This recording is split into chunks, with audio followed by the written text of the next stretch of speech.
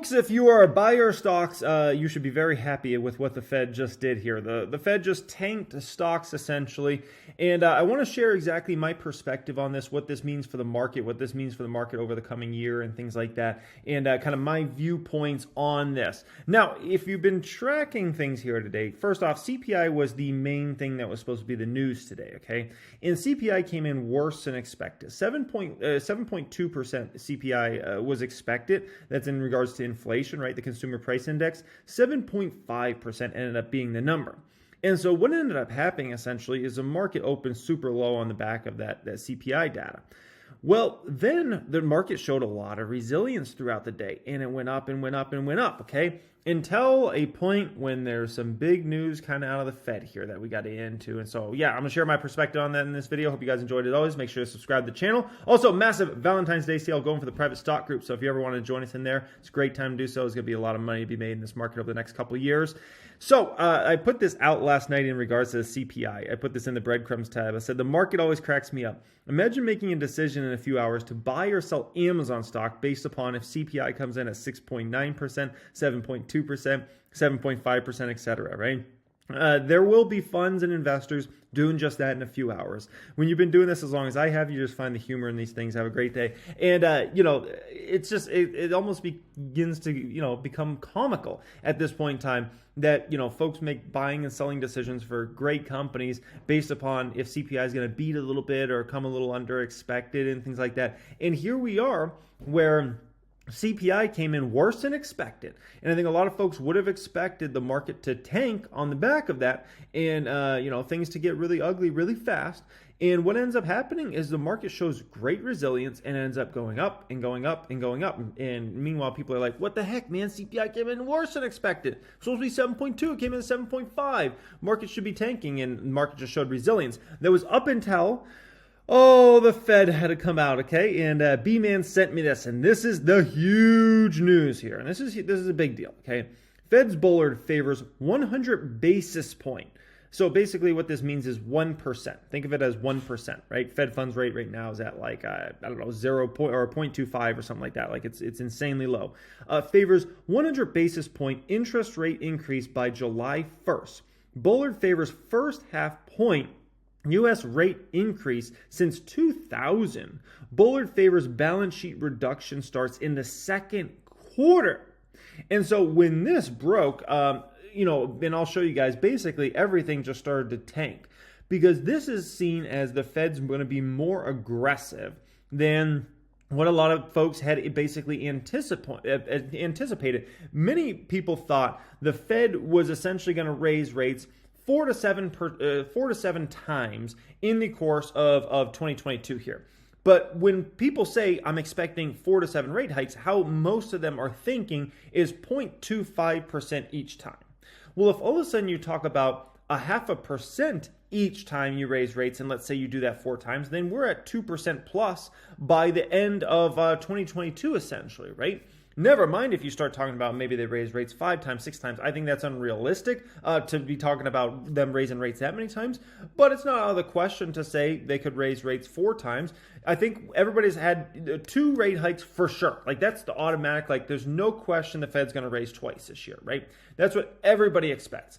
The big question is, does the Fed raise a 3rd time and a 4th time this year? That's really going to depend upon what happens with inflation, where those numbers end up shaking out, right? And if there's any real fears around a recession or not a recession or things like that, right? And so that's going to end up being what's really, really important as far as the short-term, fluctuations in the market and those sorts of things there, right? Now, as soon as that news broke, almost every single stock just started to tank. This is looking at my watch list here on the Hungry Bull app. Purple, as soon as that news broke, Uber started falling a little before. Maybe the Uber shareholders had the news before everybody else did. Stitch Fix, as soon as that news broke with the Fed, Tattooed Chef, even TTCF. Imagine selling TTCF or buying TTCF based upon what the Fed's going to do. That's just comical, okay? As soon as that news broke, down. Lemonade stock, same exact thing, just down. As soon as the news broke, you can see this correlation throughout almost every stock, right? The Planet, as soon as that news broke, Voyager, same thing. By the way, Voyager, Bitcoin's looking really good suddenly. If Bitcoin keeps trending the way it's trending, Voyager's going to put together a pretty sick 1Q, 2Q into this year. If Bitcoin continues on this trajectory, that's all I got to say about that. And Wall Street, this was one of those stocks that kind of is forgotten because it's a smaller cap company. It's a crypto brokerage at the end of the day, right? And so this is a company that's kind of forgotten about, and it's not on really like a major exchange yet, although they're working their way toward that. And so Voyager kind of just gets forgotten about, and don't forget about Voyager. If we go ahead and take a look at Tesla, as soon as that news broke, Tesla just PayPal. As soon as that news broke, okay, almost every single stock out there, just even stocks I have that are green today or on my watch list that are green, like Revolve.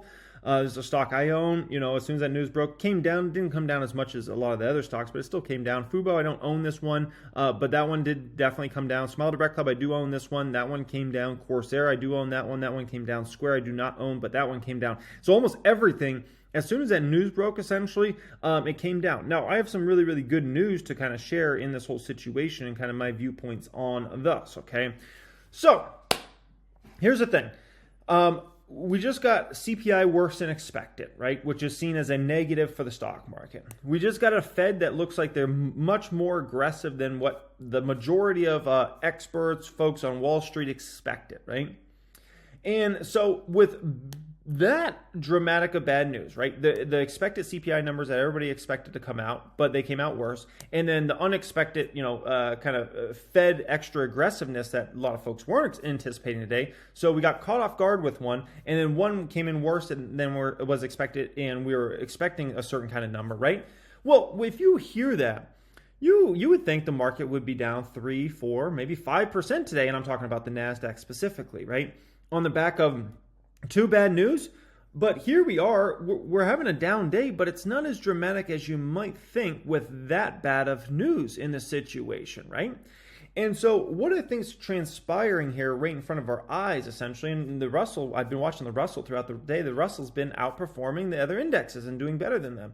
What I think is essentially transpiring here in this market is I think there's been a lot of money that is what I would call scared money has already gone to the sideline, right? They've gone to the sideline, they limit position sizing, or they've gone short the market through put options or just shorting the market straight up, okay? And or just shorting, stocks, individual stocks, right? And so when you're in this sort of scenario, essentially, when you have bad news come out, it gets hard to see a major sell-off, like a 3, 4, 5% type sell-off, even when you get two what are seen as really bad news in the same day. And the folks that are really in this market now don't really care that much if CPI comes in a little better than expected or a little worse than expected, or if the Fed's a little more aggressive or a little less aggressive. For us, me, a lot of you guys, and a lot of the folks that are in this market at this point in time, right? And a lot of us don't care about that so much. We're not out there selling all our stocks because CPI came in at 7.5 instead of 7.2. We're not out there selling all our stocks here today because the Fed might be a little more aggressive than what folks had anticipated. At the end of the day, we look at this and we're like, is this stock a deal for the next 5 years? And if it's a deal for the next 5 years, we buy that stock. And if it goes down, we buy more of that stock. And if the Fed wants to send the stocks down or whatever people want to sell off stocks in the short term, we say thank you. There's just more money for us to make in the end, right? We're looking for companies that have tremendous revenue growth opportunities over the coming years, net income opportunities over the coming years, expanding margins over the coming years, balance sheets that are going to get in a better and better place over the coming years. We're looking for those sorts of opportunities in this market. And if we're going to get those opportunities for even cheaper, we gladly take it. But the issue you kind of have is you start to run out of sellers essentially in a market in which you're looking at these things and it's like, you can't even get the market to move down 3-4% today on the back of too bad news. And that's the sort of market we're kind of getting into right now. And this is just one of many reasons why I continue to be very bullish on stocks over the coming years, because I'm looking at a market that's everybody's very positioned for downside risk, for stocks to go down and those sorts of things. And then here I am and many others are, we're just continuing to take advantage of deals we get in the market. And if they want to send this stock down, we just stay there and we say, okay, we're buying. We'll continue to acquire shares. We'll continue to build out our ownership positions bigger and bigger in companies and hold through for the coming years. And when you start having so much bad news priced into the market, essentially, and this is very, very important. When you start to have so much bad news already priced in the market, when bad news comes, it doesn't even affect the market much, right? And this is the sort of market we're really starting to get into now, where there's so much bad news baked into this market on so many different fronts that it's going to start to get very, very hard to push the market down in general. And if you just start getting little bits of decent news, it doesn't even have to be great news, just decent news, you see big moves up in the stock and the markets in general. And this happens with stocks individually, right? Where stocks, if a stock has so much great news, always like it's like, peak FOMO in that stock, and everything's just seen as it is, the expectations are through the roof, right? The company has to report ridiculous numbers. Everything has to be ridiculously great all the time to continue that stock to continue to go up, right? However, if you got another stock where it's beaten down, it's at 52-week lows, all-time lows, the expectations are on the floor for that stock. If they just come in with anything that's halfway decent, you see the stock move up huge. And that's because so much bad news has already been priced into that stock. And you get the same exact effect happen just on a much larger scale with the markets in general, the Dow, the S&P, the NASDAQ, the Russell, and by the way, the Russell, I was watching the Russell throughout the day. The Russell outperformed the other indexes almost basically throughout the entire day, which I think is another kind of tell, once again, that I don't want to say we've already hit the bottom or something like that, but that's kind of a tell that the Russell's starting to outperform. Like it's starting to go up more in green days than the other indexes are, and it's starting to go down less on red days than the other indexes. That's, I watched it almost all day today, and that's what I've consistently kind of seen play out. And so these are sorts of things that you start to look at in the market. And if you're thinking about trying to get this market down in any meaningful way, if a day like today can't even send, and I'm recording this video while the market's still up, and I want to check here, see what the NASDAQ's down right now, right? As we're kind of, recording this video here. So NASDAQ, as of right now, is down 1.8%. 1.8% with what the market would see as two very, very bad news. Where's that 3, 4, or 5% move on a day like today, right? And it's just kind of a lot of folks that are in this market are like, whatever. Whatever the inflation is in the short term is whatever inflation is. We already priced in a lot of bad news. Whatever the Fed does is whatever the Fed does. We know in Fed rate hike cycles, what does the market usually do? It goes up, and it goes up quite a bit. That's what we do know about what happens in the Fed rate hike cycles. So, if the Fed's going to rate hike, is going to raise rates, right? I think that means pretty good things for the overall economy. And if there was any true weakness in the overall economy, believe me, the Fed's not going to raise rates. They'll lower rates in a scenario like that. And think about this for a moment, right? Let's say hypothetically, we get into any sort of scenario where there's true recession fears. And I don't mean like the ones we've had recently where it's kind of like, we're just like talking out loud type recession fears. I mean like unemployment starts to go up, massive job losses, companies stop hiring, banks start having a lot of fears and those sorts of things, and everything gets much worse, right? Well, if you've got interest rates at, let's say, a 2% number, a 3% number, right? Then you can easily lower rates down to a half a percent or down to zero and start up the money printer, as they say again, right?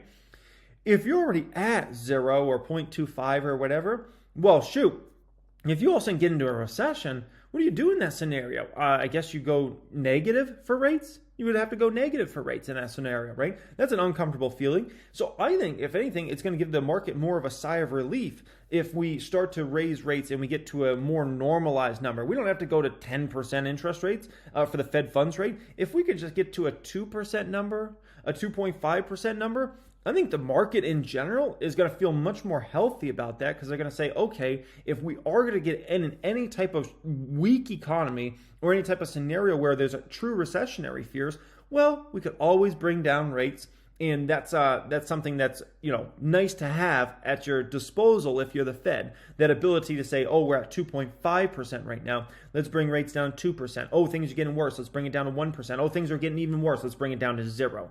And let's do everything in our power, essentially, to flood the market with money, make sure liquidity stays high, and we can get ourselves out of this situation, right? If you're already at 0, or right around zero, it makes the Fed's job a lot tougher in that scenario. And so I think it's like a breath of fresh air, I guess you can say, for the markets if we get into a more healthy state. So yeah, it looks like the Fed's going to be a little more aggressive. And now think about this, right?